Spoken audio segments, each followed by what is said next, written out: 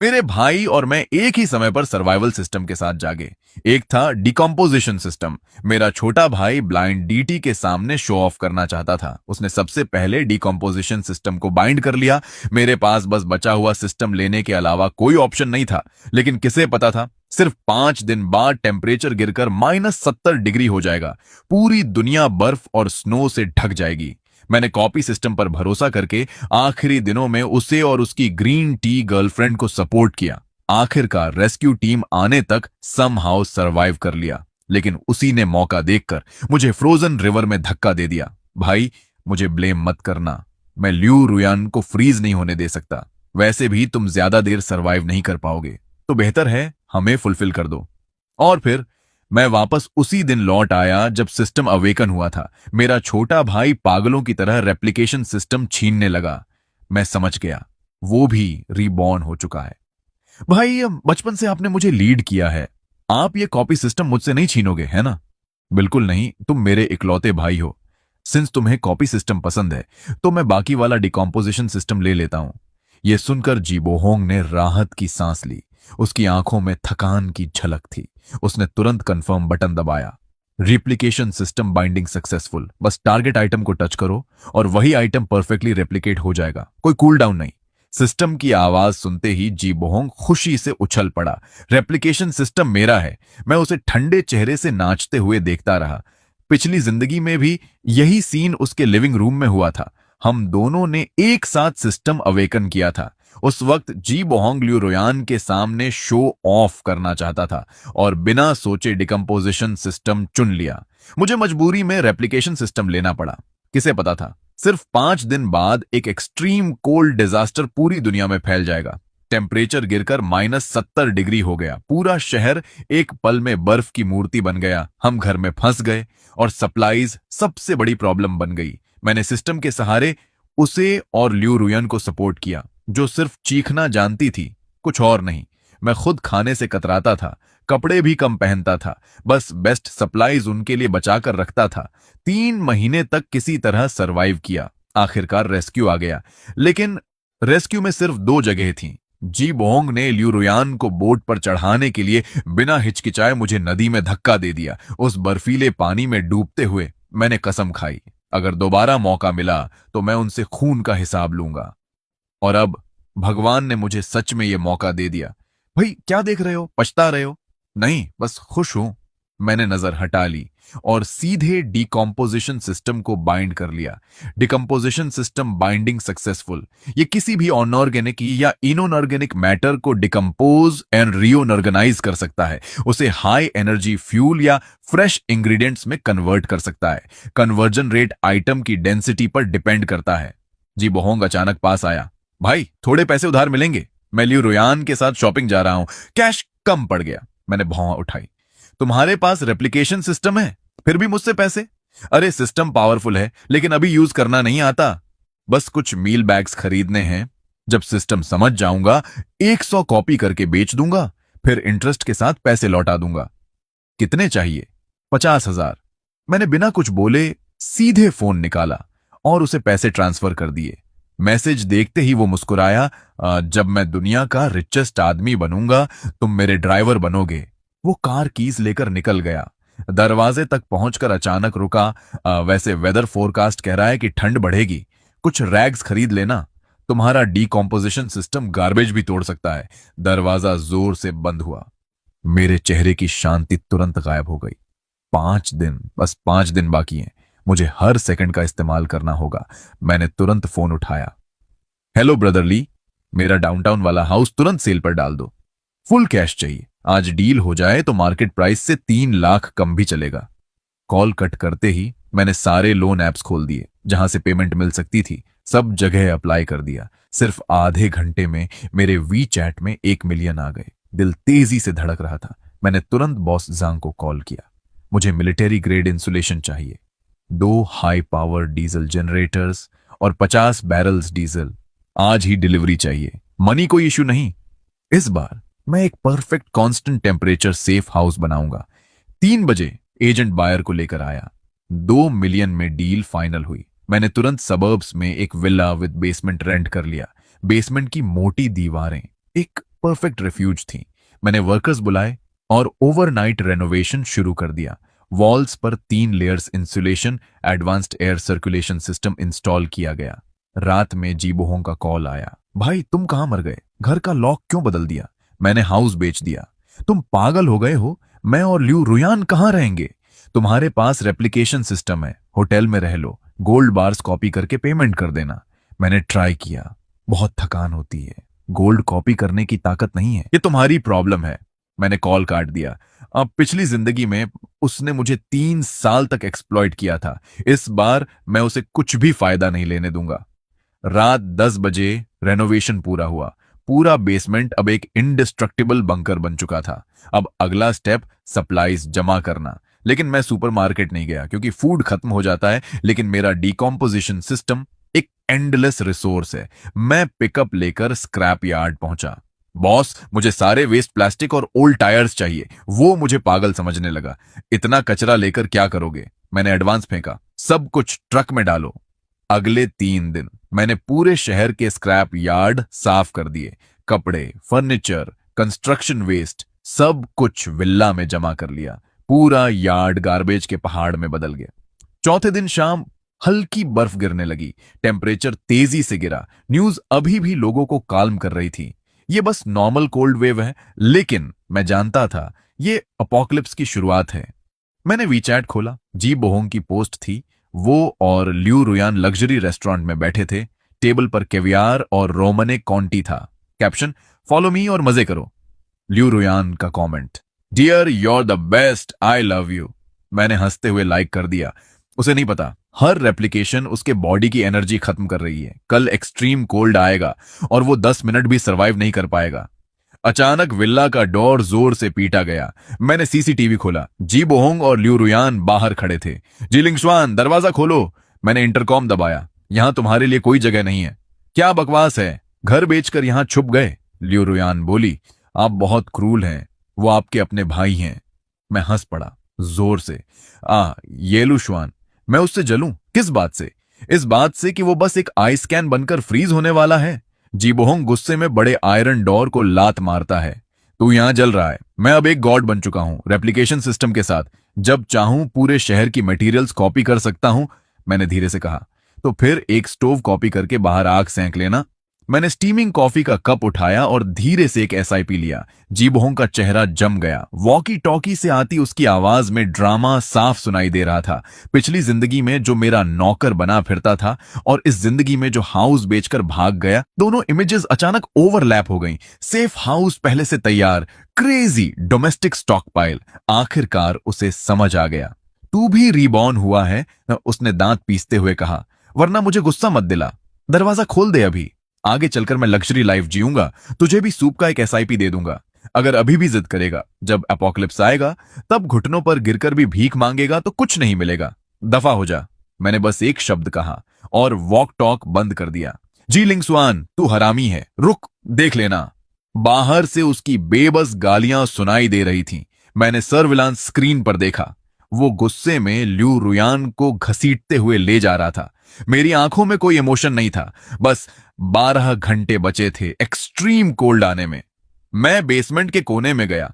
वहां यार्ड से लाए हुए आइस्ड प्लास्टिक बॉटल्स का ढेर पड़ा था।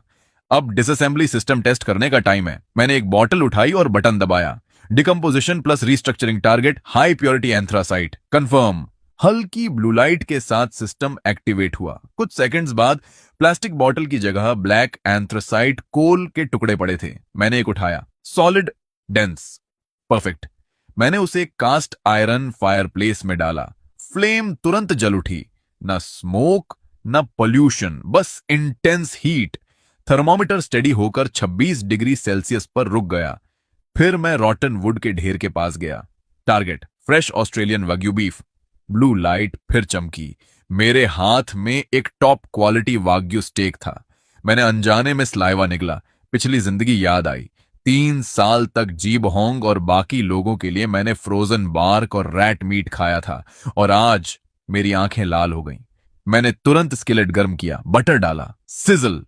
पूरे बेसमेंट में खुशबू फैल गई। स्टेक तैयार होते ही मैंने एक पीस काट कर मुंह में डाला। जूस बर्स्ट हुआ, सेटिस्फैक्शन सीधा दिमाग तक गया। यही है असली जिंदगी।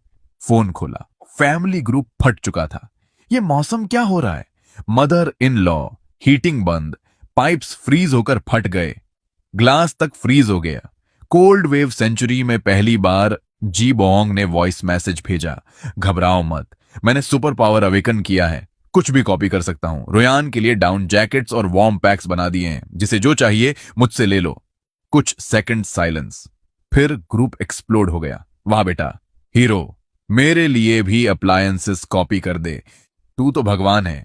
जी बोहोंग प्राउडली बोला, सब रिलेटिव्स हैं, सबका ख्याल रखूंगा। फिर, लेकिन जी लिंगस्वान, उसने आज मुझे घर से निकाल दिया, 2 मिलियन लेकर अकेला विला में मजे कर रहा है। उसे फर्क नहीं पड़ता कौन जिए कौन मरे। बस हवा बदल गई। इतना सेल्फिश, इतना सीधा लगता था।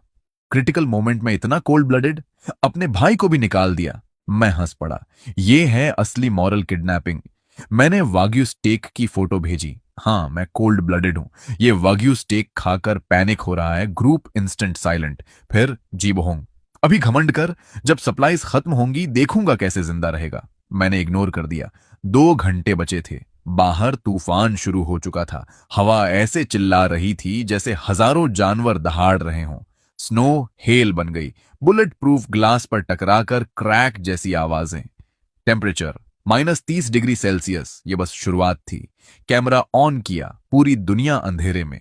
स्ट्रीट लाइट्स उखड़ चुके थे। कुछ कार्स भागने की कोशिश में आईसी रोड्स पर स्किड करके क्रैश और इंस्टेंटली फ्रीज होकर मेटल ब्लॉक बन गई। अपोकलिप्स ऑफिशियली शुरू। मैंने आराम से हॉट शॉवर लिया, सॉफ्ट बेड पर लेट गया। क्लॉक 12 बजे AM। अचानक एक्सट्रीम कोल्ड स्काई से गिरा। विला हिल गई। टेम्परेचर गिरता गया, -60, -70 डिग्री सेल्सियस। अब असली खेल शुरू। मैं शांति से सो गया। अगले दिन फोन की वाइब्रेशन से उठा। ग्रुप्स पैनिक से भरे हुए थे। दरवाजा फ्रीज हो गया, घर बर्फ बन गया, कोई बचाओ। जी बोहोंग साइलेंट। मैं हंसा। अब टाइपिंग की ताकत भी नहीं बची होगी। मैंने फायरप्लेस में कोल डाला, कॉपर हॉट पॉट निकाला। Target top mutton, tribe, vegetables. Blue light. Table भर गया लग्जरी हॉट पॉट से। मैं आराम से खा रहा था। तभी जी बोहोंग फाइनली ग्रुप में बोला, सिस्टम टॉक्सिक है, एक चीज कॉपी करने पर बॉडी ड्रेन हो जाती है। Group panic. तो तू बेकार निकला, हम सबको धोखा दिया, हम मर जाएंगे। मैंने प्राइवेट चैट खोला, हॉट पॉट की फोटो भेजी प्लस वॉइस। बाहर बहुत ठंड है, लकीली मैं सेफ हाउस में हूं। इतना हॉट पॉट खा रहा हूं कि पसीना आ रहा है। 10 सेकंड टाइपिंग। 1 मिनट बाद वॉइस आया, भाई प्लीज बचा लो, गलती हो गई, दरवाजा खोल दो, मैं और रोयान जिंदगी भर तुम्हारी सेवा करेंगे। वो भी कहती है, बस एक एसआईपी हॉट सूप के लिए वो तुम्हारे साथ सोने को भी तैयार है। उसकी बेशर्मी भरी भीख सुनकर मैं बस चुप रहा। मैं तो लगभग जोर से हंसी पड़ा। अरे अंकल लॉन्ग, पिछली जिंदगी में जब तुमने मुझे बर्फ में धक्का दिया था तब तुम्हें याद क्यों नहीं आया कि हम भाई हैं? मैंने वॉइस की दबाया, सिर्फ एक लाइन भेजी, मर जा। मैसेज सेंड होते ही डन। मैंने तुरंत जीबोहोंग को म्यूट, डू नॉट डिस्टर्ब कर दिया। उसकी एक और आवाज सुनना भी मुझे गंदा लग रहा था। बाहर अभी भी तूफान और बर्फ का कहर जारी था। वॉल के थ्रू मॉनिटरिंग सिस्टम से पूरा शहर अब एक डेड आइस फील्ड बन चुका था। सड़कों पर कई मीटर मोटी बर्फ जमी थी। हाई राइज बिल्डिंग्स ऐसे दिख रहे थे जैसे बड़े बड़े आइस टम्ब स्टोन्स शार्प आइसिकल्स से ढके हुए। अपोकैलिप्स का पहला दिन, कम से कम 30% लोग खत्म, और ये तो बस शुरुआत थी। मैंने आराम से खाया पिया और काउच पर लेट गया। कम्युनिटी ग्रुप खोला। अब पैनिक बदलकर गालियों और डिस्पेयर में बदल चुका था। रेस्क्यू टीम अभी तक क्यों नहीं आई? इतना टैक्स देते हैं, हेलीकॉप्टर भी नहीं उड़ सकता इस मौसम में। किसी के पास खाना है, रोलेक्स के बदले दूंगा, पोर्शे की चाबी भी दे दूंगा। मैंने न्यूज देखी, दिल में कोई हलचल नहीं।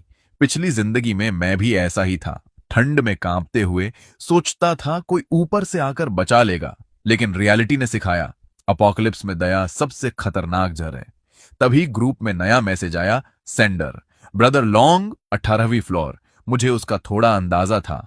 लोकल गैंगस्टरन कम्युनिटी में दबंग लोगों से प्रोटेक्शन मनी लेता था। उसका मैसेज, बहुत हुआ ड्रामा, जिसके पास भी सप्लाईज हैं खुद आकर दे दो, सबको बराबर बांटा जाएगा। अगर किसी ने छुपाया तो चाकू से निपटूंगा। 17वीं फ्लोर सर्च कर चुका हूं, अब 18वें पर आ रहा हूं। मरना नहीं है तो दरवाजा खोल देना। मैंने भौं उठाई। पहले दिन ही ऑर्गेनाइज लूट शुरू, लेकिन मुझे फर्क नहीं पड़ा। मैंने फोन बंद किया, वर्क बेंच पर गया, स्क्रैप स्टेशन से लाए हुए कचरे में से एक्सपायर्ड कोल्ड मेडिसिन निकाली। Target high purity antibiotics, blue light और इंस्टेंट। वो दवाई बदलकर नई अमॉक्सिसिलिन बन गई। एक्सट्रीम कोल्ड वर्ल्ड में फूड और कैलोरीज के बाद मेडिसिन बराबर प्राइसलेस। मैंने दवाइयां अरेंज की, फिर चॉकलेट और बिस्किट्स भी प्रोसेस किए। अगले कुछ दिन मैं लिटरली लग्जरी लाइफ जी रहा था। हर दिन फीस्ट, गेमिंग कंसोल तक बना लिया। बाहर की दुनिया hello on earth. Extreme cold का 5वां डे। मैंने फोन खोला, वीचैट में हंड्रेड्स अनरीड मैसेजेस, मोस्टली जीबहोंग के। मैंने खोला, मर जा, तू इंसान नहीं है, तेरे पास सब कुछ है फिर भी नहीं बचा रहा। रुयान को फीवर है, मेडिसिन दे दे। मैंने ब्रेड कॉपी करने की कोशिश की, खून उल्टी हो गई। क्या तू हमें मरते देखना चाहता है? लास्ट मैसेज, एक फोटो, जी बोहोंग, स्किनी, आंखें ढंसी हुई, होंठ नीले, ल्यू रुयान। और भी बुरी हालत। ये हालत देखकर मुझे अजीब सा रिलीफ मिला। मैं हंसा, रिप्लाई किया, इतना ही बर्दाश्त नहीं हो रहा, शो तो अभी शुरू हुआ है। जी बोहोंग ने तुरंत रिप्लाई किया, तू चाहता क्या है? क्या मुझे मारना चाहता है? मैंने जवाब दिया, मैं सिस्टम लेकर शो ऑफ तू कर रहा था, मेरा क्या लेना देना। वो चुप, फिर बोला, ज्यादा खुश मत हो, मैंने ब्रदर लॉन्ग को बता दिया है। तेरे सेफ हाउस और सप्लाईज के बारे में मेरी आंखें तुरंत ठंडी हो गईं। मरते मरते भी धोखा देना नहीं छोड़ा। मैंने रिप्लाई किया, वो मुझे ढूंढ नहीं पाएंगे। वो हंसा, तू अंडर एस्टिमेट कर रहा है। उनके पास स्नोमोबाइल्स हैं, मैंने डायरेक्शन बता दी है। अगर मुझे और रुयान को बचाना है तो उन्हें रोक। मैं हंसा, ठीक है, आने दे। फोन साइड में फेंक दिया, अब मजा आएगा। मैंने विल्ला के आसपास एचडी नाइट विजन कैमरास लगा दिए। बाहर व्हाइट स्टॉर्म, विजिबिलिटी 5 मीटर से भी कम। ऐसे में स्नोमोबाइल चलाना बराबर सुइसाइड। मीनवाइल सिटी के अंडरग्राउंड गराज में जी बोहोंग कांप रहा था। उसके सामने कुछ खतरनाक आदमी। लीडर ब्रदर लॉन्ग, पक्का तेरे भाई के पास सप्लाईज हैं और वो विल्ला में छुपा है। जी बोहोंग, 100%। उसने हाउस बेचा, 2 मिलियन कैश, सब खरीदकर सबर्ब में स्टैश किया। आप ले जाओ, सब आपका। ब्रदर लॉन्ग, इतना बड़ा एरिया कैसे ढूंढूं? जी बोहोंग, अबैंडन्ड फैक्ट्री के पास। बस मुझे थोड़ा खाना दे दो, मैं रास्ता दिखाऊंगा। एक आदमी हंसा, तेरी हालत देख, तू बाहर निकलेगा तो वहीं फ्रीज हो जाएगा। जी बोहोंग गिर पड़ा, लेकिन डर के मारे कुछ बोला नहीं। उसने ल्यू रोयान की तरफ देखा, आंखों में खतरनाक चमक। मैं खुद नहीं जा सकता, लेकिन मेरे पास वैल्यू है, मेरे पास रेप्लिकेशन सिस्टम है। थोड़ी कैलोरीज दो, मैं कुछ भी बना सकता हूं। Replication system? ब्रदर लॉन्ग की आंखें चमक उठी। उसने जी बोहोंग के बाल पकड़ लिए। सच बोल रहा है? जी बोहोंग दर्द में भी हंसा, बस खाना दे दो, अभी दिखाता हूं। ब्रदर लॉन्ग हंसा, ठीक है, आधी मोल्डी ब्रेड दे दो इसे।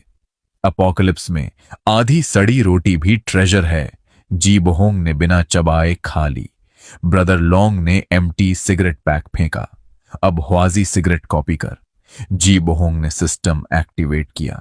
ब्लू लाइट, नई सिगरेट पैक हाथ में। लेकिन उसी वक्त उसने खून उगल दिया। बॉडी कांपने लगी, जमीन पर गिर पड़ा।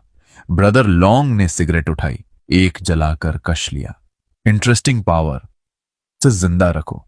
अब ये हमारी प्रोडक्शन मशीन है, जब तक सांस है यूज करते रहो। जी बोहोंग डर गया। ब्रदर लॉन्ग, ऐसा मत करो। वो इतना डर गया कि जैसे उसकी आत्मा ही निकल गई हो। वो पागलों की तरह जमीन पर सिर पटक पटक कर गिड़गिड़ाने लगा, मैं आपका आदमी हूं। मैंने आपको जी लिंगस्वान का पूरा एड्रेस बताया। आपने कहा था मुझे खाना देंगे। ब्रदर लॉन्ग ने सिगरेट का धुआं सीधे उसके चेहरे पर उड़ा दिया। खाना दिया ना, आधी रोटी कम है क्या? जब लाओ त्सू का खाना खा लिया तो अब लाओ त्सू के लिए काम करेगा।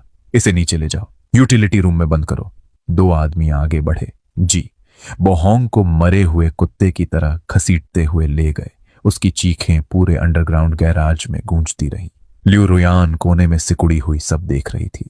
उसका शरीर डर से कांप रहा था। उसे तुरंत समझ आ गया, जी बोहोंग अब पूरी तरह बेकार हो चुका है। अगर उसे जिंदा रहना है उसे तुरंत नया सहारा चाहिए।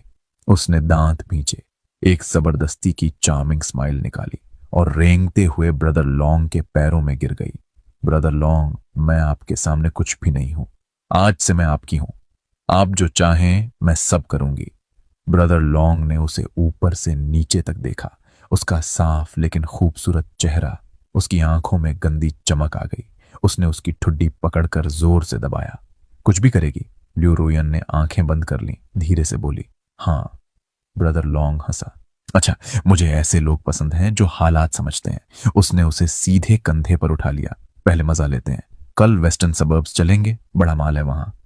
अगली सुबह मैं बेसमेंट में फ्रेश ब्रेड खा रहा था और एक पुरानी मूवी देख रहा था। अचानक सर्वेलेंस सिस्टम ने जोर से अलार्म बजाया। मैं तुरंत उठा, कॉफी कप रखा और मॉनिटरिंग स्क्रीन के पास गया। स्क्रीन पर विला से लगभग 1 किलोमीटर दूर स्नो में कुछ काले धब्बे दिखे। जूम किया, 3 स्नोमोबाइल्स लीड कर रहा था। Brother long.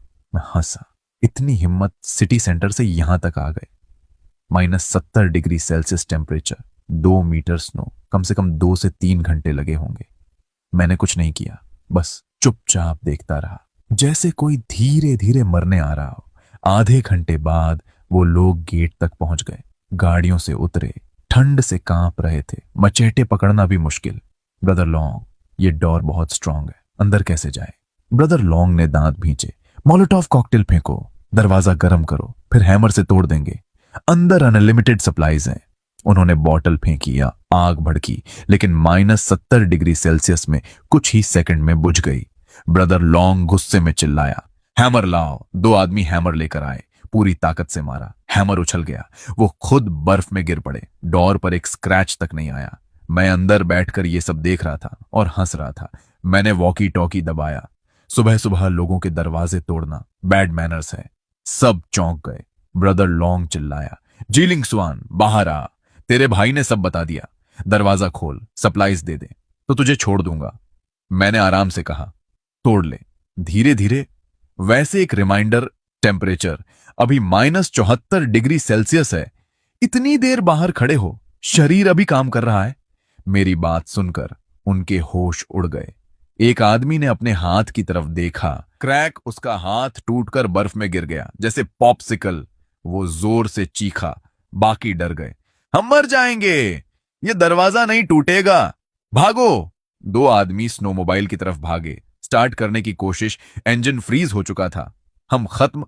ब्रदर लॉन्ग ने देखा, डोर नहीं टूटा, गाड़ी नहीं चली। पहली बार उसकी आंखों में डर आया। वो घुटनों पर गिर गया, कैमरा की तरफ सिर पटकने लगा। लिन शुआन, आई प्लीज, गलती हो गई, अंदर आने दे, हम तेरे नौकर बन जाएंगे। सब जी बोहोंग की गलती है, मैंने ठंडी हंसी के साथ कहा। कुत्ते, मैं पागल कुत्ते नहीं पालता। नाइफ है ना, यूज करो एक दूसरे पर। मैंने वॉकी टॉकी बंद कर दिया, वापस आराम से काउच पर बैठकर मूवी देखने लगा। मुझे जरा भी दया नहीं आई। अपोकलिप्स में दया बराबर खुद के साथ सबसे बड़ी क्रूरटी। करीब 2 घंटे बाद मैंने फिर मॉनिटरिंग स्क्रीन देखा। बाहर बर्फ में लाशें पड़ी थीं। ब्रदर लॉन्ग, घुटनों के बल जमी हुई आइस स्टैच्यू, उसके चेहरे पर डर और निराशा हमेशा के लिए फ्रीज हो चुकी थी। मैंने स्ट्रेच किया, वर्क बेंच पर गया, सिस्टम एक्टिवेट किया। ब्लू लाइट चमकी, सारी लाशें, स्नोमोबाइल्स, हथियार सब गायब। आउटपुट मिला 20 litre biodiesel, refined steel, organic fertiliser. मैंने संतोष से सिर हिलाया। जिंदा में बेका, मरकर काम के। मीनवाइल सिटी के अपार्टमेंट में जी बोहोंग को यूटिलिटी रूम में लटकाया गया था। वो अभी भी जिंदा था। बाकी लोग समझ चुके थे, सिस्टम बराबर लाइफ ड्रेन, लेकिन जब तक जिंदा है बराबर यूज करो। एक आदमी ने बर्फ का पानी उसके चेहरे पर फेंका। वो होश में आया, पूरा शरीर कांप रहा था। उठ, जल्दी कुछ कॉपी कर। जी बोहोंग रो पड़ा, मुझे खाना दे दो, मर जाऊंगा। खाना? जोरदार थप्पड़। ब्रदर लॉन्ग वापस नहीं आया, तुझे खाना कहां से मिलेगा? जी बोहोंग ने आंखें बंद कर लीं। अब उसे समझ आ गया, वो इंसान नहीं रहा, एक प्रोडक्शन मशीन बन चुका है। उसे पछतावा हुआ, बहुत गहरा पछतावा। अगर मैंने वो सिस्टम नहीं लिया होता, अगर मैंने जी लिंगस्वान को धोखा नहीं दिया होता, तो आज मैं भी फायरप्लेस के पास बैठा होता। मैं आराम से हॉट पॉट खा रहा था। अफसोस, इस दुनिया में रिग्रेट की कोई दवा नहीं होती। एक्सट्रीम कोल्ड अपोकैलिप्स का 30वां दिन। बाहर की दुनिया पूरी तरह मर चुकी थी। ब्रदर लॉन्ग और उसकी गैंग का कोई खतरा नहीं बचा था। मेरी जिंदगी अब बेहद रेगुलर, थोड़ी बोरिंग लेकिन बहुत कंफर्टेबल थी। हर दिन एक्सरसाइज बेसमेंट में वेजिटेबल्स का ख्याल, डिकॉम्पोजिशन सिस्टम से बाहर की बर्फ और कंस्ट्रक्शन वेस्ट को प्रोसेस करना। रिजल्ट, सप्लाईज कम नहीं हुई, उल्टा और बढ़ती ही गई। सिटी सेंटर के अपार्टमेंट में पूरी तरह एनार्की, अराजकता फैल चुकी थी। ब्रदर लॉन्ग गायब, कभी वापस नहीं आया। उसके बाद बाकी लोग बची हुई सप्लाईज के लिए लड़ पड़े। जी बोहोंग और उसका प्रोडक्शन मशीन वाला रोल एक बेहद ट्रेजिस्टिक एंड तक पहुंचा। अंत में एक नया रूथलेस आदमी आया, बॉल्ड हेड, गंजा। उसने सबको मार दिया और खुद नया बॉस बन गया। लेकिन वो ब्रदर लॉन्ग से भी ज्यादा खतरनाक था। उसे जी बोहोंग की कोई परवाह नहीं थी। उसका बस एक काम था, रोज उससे फूड और अल्कोहल कॉपी करवाना, ताकि वो खुद और उसके खास लोग लग्जरी लाइफ जी सकें। लियू रुयान अब वो सिर्फ एक ऑब्जेक्ट बन चुकी थी जीने के लिए। उसने अपनी डिग्निटी पूरी तरह छोड़ दी, यहां तक कि वो खुद जी बोहोंग को टॉर्चर करने लगी। सर्विलेंस स्क्रीन में लियू रुयान ने एक बकेट उठाया, गंदी बर्फ का पानी और जी बोहोंग पर फेंक दिया। जी बोहोंग आयरन बेड से बंधा हुआ था, मुश्किल से आंखें खोली। रुयान, तुम मेरे साथ ऐसा क्यों कर रही हो? ड्रामा मत कर। अगर तू काम नहीं करेगा तो बॉल्ड ब्रदर मुझे खाना क्यों देगा? तूने कहा था ना तू मुझसे प्यार करता है, तो जल्दी कॉपी कर। जी बोहोंग ने आंखें बंद कर ली। आखिरकार उसे इस औरत का असली चेहरा दिख गया। उसने आखिरी ताकत जुटाई, सिस्टम एक्टिवेट किया। लाइट फ्लैश, एक रोस्ट चिकन प्रकट हुआ, लेकिन उसी पल उसका शरीर बुरी तरह कांपा और वो बेहोश हो गया। लियू रुयान एक्साइटेड हो गई, रोस्ट चिकन उठाया, बॉल्ड हेड के पास भागी। बॉल्ड हेड ने चिकन छीना, एक लेग तोड़ा, खुद खाया। ये कचरा और कमजोर होता जा रहा है। एक चिकन कॉपी करके बेहोश, इसे पानी डालकर जगा। मुझे आज शराब चाहिए। लियू रुयान ने बिना सोचे बर्फ का पानी फिर से फेंका, लेकिन इस बार जी बोहोंग नहीं उठा। उसकी सांस बंद हो चुकी थी। लियू रुयन ने कांपते हुए चेक किया, वो मर चुका था। वो डर कर जमीन पर बैठ गई। ब्रदर, ये मर गया। बॉल्ड हेड गुस्से में, ये बेकार मर गया। अब मैं क्या खाऊंगा? उसने लियू रुयन को घूरा, आंखों में क्रूरता। अब तू भी बेकार है। लियू रुयन चिल्लाई, नहीं, मुझे मत मारो। मुझे जीलिंग स्वान का एड्रेस पता है। उसके पास एंडलेस सप्लाईज हैं। मैं तुम्हें वहां ले जा सकती हूं। बाल्ड हेड हंसा, तू मुझे बेवकूफ समझती है? ऐसी जगह जाकर मरना है मुझे? इसके बाद लियू रोयान की चीखें पूरे अपार्टमेंट में गूंजती रहीं। मैं स्क्रीन के सामने बैठा, सब कुछ बिना इमोशन देख रहा था। जी बोहोंग मर गया। लियू रोयान अपना अंजाम पा गई। पिछली जिंदगी के दोनों गुनहगार अब अपनी सजा भुगत चुके थे। लेकिन मुझे कोई खुशी नहीं हुई, सिर्फ एक शांति मिली, रिवेंज कंप्लीट होने की। ये अपोकलिप्स सच में इंसानों को एक दूसरे को खाने पर मजबूर कर देता है। 100वां दिन, टेम्परेचर अभी भी -70 डिग्री सेल्सियस, पूरा शहर बर्फ में दफन। मुझे नहीं पता ये स्टॉर्म कितना चलेगा, 1 साल, 10 साल, लेकिन अब मुझे फर्क नहीं पड़ता। मेरे बेसमेंट में फ्रेश फूड उग रहा है, हॉट स्प्रिंग वाटर है, सिस्टम स्टेबल है। मैंने एक छोटा होम थिएटर भी बना लिया। मूवीज, गेम्स, मेरी जिंदगी पहले से 100 गुना बेहतर थी। कभी कभी मैं बाहर की फ्रोजन दुनिया देखता। सिटी सेंटर अपार्टमेंट अब पूरी तरह दफन। बॉल्ड हेड और उसकी गैंग आखिरकार भूख और ठंड से मर गए। शायद इस शहर में अब कोई नहीं बचा, लेकिन मुझे अकेलापन महसूस नहीं होता। मैंने रेड वाइन का ग्लास उठाया, फायरप्लेस के सामने खड़ा हुआ। इस अपोकैलिप्स के नाम मैंने पूरा ग्लास पी लिया। तभी अचानक बेसमेंट में अलार्म बजा। मैं तुरंत मॉनिटरिंग स्क्रीन पर गया। ये हाईएस्ट लेवल अलर्ट था, मतलब पास में कोई स्ट्रॉन्ग हीट सोर्स डिटेक्टेड हुआ है। कैमरा जूम किया, विल्ला से 10 किलोमीटर दूर एक बड़ा शैडो, एक आइस ब्रेकर शिप जिस पर बना था red cross symbol, rescue team. मैंने उसे बर्फ चीरते हुए आते देखा। सर्च लाइट्स पूरी सिटी स्कैन कर रहे थे, जैसे किसी मिरेकल की तलाश हो। मैंने वॉकी टॉकी उठाया, बस एक बटन दबाता और वो मुझे बचा लेते। मैं यहां से निकल सकता था, वापस ह्यूमन सोसाइटी में। लेकिन मैं रुक गया। अपोकलिप्स में इंसानों का डर ठंड से भी ज्यादा खतरनाक होता है। शिप कुछ देर रुका, सर्च लाइट घुमाया, फिर मुड़ गया, दूसरी दिशा में चला गया। लाइट धीरे धीरे गायब हो गई। मैंने बटन से हाथ हटा लिया। हल्की मुस्कान आई। Goodbye. मैंने स्क्रीन बंद की, कोच पर जाकर बैठ गया। फायरप्लेस जल रही थी, कमरा गर्म था। मैंने आंखें बंद कर लीं, इस शांति को महसूस करते हुए। बाहर दुनिया चाहे जैसी हो जाए, मेरी दुनिया हमेशा बसंत रहेगी।